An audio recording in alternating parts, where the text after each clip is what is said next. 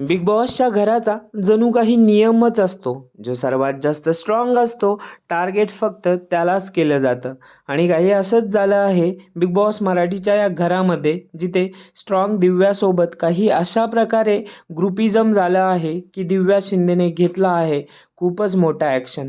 झालं काही असं कॅप्टन्सी टास्कमध्ये, ना फक्त अपोजिट टीम पण दिव्याची स्वतःची टीम पण तिच्या विरुद्ध जाऊन तिला टार्गेट करते. त्यानंतर दिव्या एकटीच सर्वांना पुरून उरते आणि काही अशा प्रकारे आपले मुद्दे मांडते की कॅप्टन्सीच्या या टास्कच्या पहिल्या राऊंडमध्येच दिव्या वर्सेस ऑल बघायला मिळतं. आणि त्यानंतर दिव्या आपली बाजू ठाम मांडते आणि या टास्कच्या पहिल्या राऊंडमध्ये बाहेर जाण्यासाठी मनाई करते. त्यानंतर पूर्ण घर एका बाजूला आणि दिव्या एका बाजूला, तरीही दिव्या टास्कमधून बाहेर जात नाही.